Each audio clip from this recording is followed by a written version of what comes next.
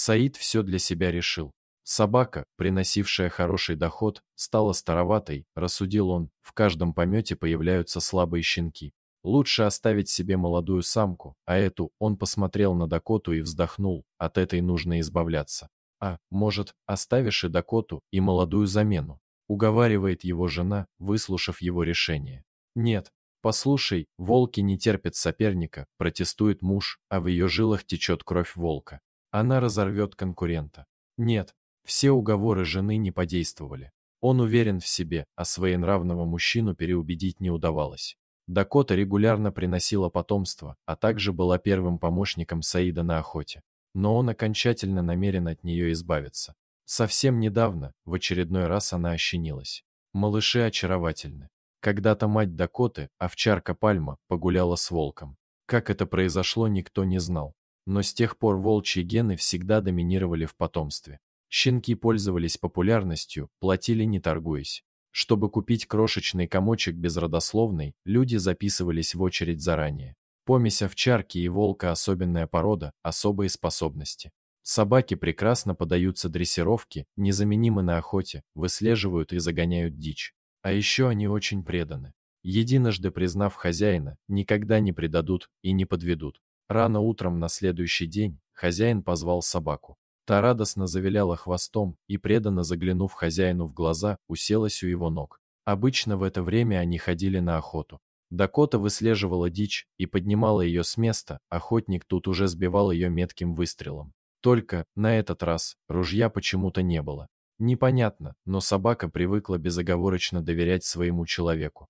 Дакота бежит рядом с мужчиной то и дело, стараясь потереться об его ноги, высказывая свою любовь и преданность. Однако он не отвечает на ее ласки. Сегодня хозяин особенно суров и молчалив. Она это чувствует. Поэтому, как может, старается ободрить, подбегая, лижет его руку. Мужчина отдергивает руку и злится. Дакота не знает, как помочь человеку. Долго идут по лесу. Дакота удивлена, что хозяин до сих пор не дает ей команду идти по следу. Ведь они уже достаточно углубились в лесную чащу. Вокруг полно запахов зверья. Она отчетливо понимает, где каждый из них прячется. Только одно его слово, и добыча у его ног. Но вместо этого человек подозвал собаку к себе и прицепил веревку к ошейнику. Дакота растерянно смотрит. Мужчина привязал веревку к дереву. «Дакота, сидеть!» — скомандовал он стальным голосом. «Сидеть!» Я сказал. Она послушно села, не понимая, глядя на хозяина. «Что за игра? Что я должна делать на привязи? Чем могу ему помочь?» — думает собака, глядя в удаляющуюся спину хозяина. Она нервно перебирает лапами, поскуливает. Беспокоится, а вдруг она не успеет прийти на помощь. Не сможет оказаться рядом, если ему будет угрожать опасность. А в это время Саид, о котором так волнуется собака, развернувшись, скрылся в таежной глуши. Что это сейчас было? Зачем хозяин оставил меня здесь одну? Почему ждать? Мысли летают в голове у собаки, как назойливые мухи. Она и представить себе не могла, что таким варварским способом человек, которого она так любит, решил от нее избавиться. Прошло несколько часов. Бедняга сидит под деревом, упорно дожидаясь своего хозяина в одном положении. Мышцы затекли. Она то и дело вскакивает с места, чтобы размять их, но, вспомнив приказ хозяина, тут же возвращалась. Сидит, ведь ей приказали ждать. И она ждет. Заморосил редкий дождь, который превратился в сплошной ливень. Крупные холодные капли вперемешку с градом больно бьют Дакоту по голове. Скоро ее густая шерсть полностью промокла. Зима еще не сдала свои позиции, периодически возвращаясь после редкого тепла. Собака сидит понуро, повесив уши, с которых капает вода. Она преданно ждет того, кто ее бросил. Бросил, как ненужную вещь. Ясный весенний день сменился холодной, промозглой ночью. Дакота вдруг поняла, а главное приняла-то, что больше никому не нужна. Долго и протяжно взвыла, подняв морду. На глазах выступили слезы. Она не понимает, за что. Ей больно. Больно не от летящего с высоты ледяного и холодного града. Внутри больно. Промокшая собака, свернувшись калачиком, старается хоть как-то согреться. Утром животное чувствует острую резь в желудке, вспоминает, что голодное. Она сутки совершенно ничего не ела и не пила. Молочные железы ломят от скопившегося в них молока. Собачка с грустью думает о своих малышах, как там они. Пусть они уже достаточно большие, чтобы питаться самостоятельно, но без материнского молока им непривычно. Она встряхивает головой, сбрасывая брызги и отгоняя от себя мысли о своей прошлой жизни. Теперь у нее нет хозяина, нет дома и нет ничего. Она одна. Наступил новый день и новая жизнь. Жизнь, за которую она готова бороться и драться, несмотря ни на что. Сказалась волчья порода.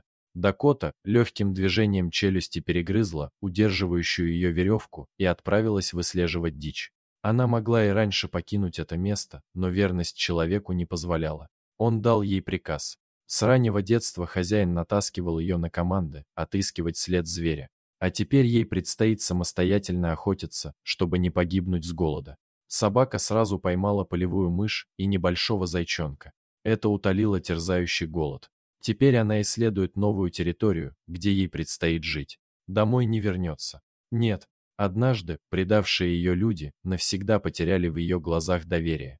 Дакота перебегает с места на место, обнюхивая лесные участки и стараясь понять, кто здесь является негласным хозяином. Где граница его владений, чтобы нечаянно не кинуть вызов давно установленному порядку. Она здесь новичок, нарываться на неприятности не стоит. Инстинкты, дремлющие где-то глубоко, быстро проснулись. Первобытные чувства пьянящей свободы смешались с ощущением опасности, что подстерегает везде. Вдруг чуткий нос почуял тревожный запах. Дакота напряглась. Ошибиться нельзя. Где-то совсем рядом волки. Шерсть на холке поднялась дыбом, она готова встретиться с грозным противником. Собака не раз сталкивалась в лесу с этими серыми хищниками, один из которых когда-то стал ее отцом. Но кровное родство с ней волки не признали. Угрожающе рычали, сразу давая понять, что, если та приблизится, разорвут в клочья. Дакота готова к тому, что сейчас ей придется сразиться за право на жизнь. Она втянула ноздрями, чтобы оценить обстановку. К запахам лесного зверя примешивались странные звуки. Они не укладывались с волчьими запахами и будоражили воображение. Она осторожно двинулась вперед. Изумленному собачьему взору открылась такая картина. В волчьем логове она обнаружила бездыханное тело волчицы и троих новорожденных волчат. Они пищали и жалобно скулили, беспомощно тыкая слепыми мордашками в холодное тело матери. Дакота тут же вспомнила своих собственных щенков, оставшихся у хозяина. Сердце защемило от тоски и несправедливости. Она, не раздумывая, кинулась к новорожденным малышам. Принялась их обнюхивать и облизывать. А те совсем беспомощные и слабые, обнаружив соски с молоком, тут же вцепились, посчитав ее матерью. Шло время. Дакота нашла новое логово для щенков, чтобы не делить его с умершей волчицей. Приемные волчата быстро росли, а заботливая мама учила их навыкам выживания и охоты. Целыми днями она добывала им пропитание. Но им требовалось все больше и больше еды, что забирало у нее все свободное время. Она все реже вспоминала свою прошлую жизнь. И все больше волчья сущность, полученная от отца, выходила наружу. Изредка, во сне сознание животного выдавало забытые картины из прошлого. Ей снилось, что она опять видит своего хозяина. И, забыв обиду, мчится к нему со всех лап. От этого Дакота поскуливала во сне, дергая лапами. Но, очнувшись от видений, видела себя в окружении трех уже повзрослевших волчат. Сегодня Дакота уже несколько часов бродит по тайге в поисках пищи. Ее собственная, маленькая, но дружная стая с каждым днем требовала все больше и больше еды. Приходится расширять зону охоты.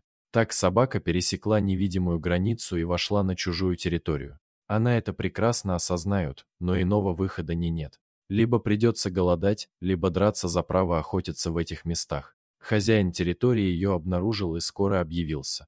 Внезапно ей преградил путь крупный серый волк. Он недружелюбно оскалил клыки, демонстрируя незваной гости, что ей лучше убраться из его владений. Он не ожидал, что теперь перед ним не дворовая псина Дакота, полусобака, полуволк, а свирепая лесная хищница, добывающая пропитание для своих детей и готовая ради них с кем угодно сразиться. Моментально шерсть на загривке волка встала дыбом. В памяти Дакоты промелькнули десятки схваток, даровавшие ей победу, а вместе с ними и уверенность в собственных силах. Прыжок. Они вцепились друг в друга. Но в этот раз все пошло не так. Рядом с ее противником, бросившим ей вызов, появились еще два волка. Они стая. Теперь преимущество явно на стороне хозяев этого леса. Они не собирались уступать. Еще мгновение, и волчья стая накинулась на одинокую собаку. Возникла реальная угроза стать разорванной на части. Как бы отчаянно ни билась в этой схватке Дакота, у нее не было шанса выйти победителем. Схватив серого вожака, она повалила его на землю, пытаясь разорвать тому горло. Но в это же время две безжалостные пасти накинулись на нее сверху. Схватили за загривок, стараясь повалить и разобрать ее на части. Дакота чувствует, как быстро силы вытекают из раненого тела. Она поняла, что сейчас ее жизнь закончится. Но тут на помощь своей приемной матери из леса выскочило трое повзрослевших волков. Это для мамы они оставались детьми, но в действительности вымахали в крепких хищников. Молодые волки сходу сбили напавших на их мать и продолжили их рвать. Вожаку удалось вырваться от раненой Дакоты и скрыться в чаще, оставляя на траве капли крови. Остальные его собратья бросились следом, покинув поле боя. Дети Дакоты со всех лап кинулся следом. Вовремя подоспевшие на помощь волчата старались их настигнуть, чтобы те никогда не вернулись в эти места. Враг повержен. Мать спасена. Теперь они здесь. Хозяева будут охотиться и размножаться. Дакота зализывает полученные раны. Ее тело все еще трясет мелкой дрожью от пережитой битвы. Ей больно, но сердце полно радости. Она благодарно вылизывает морды своих переросших мать волчат. Она счастлива, что на ее защиту так отчаянно бросились те, в кого она вложила столько любви и заботы. Те, кому может доверить свою жизнь. Волки смогли оценить преданность и любовь собаки, отплатили ей благодарностью.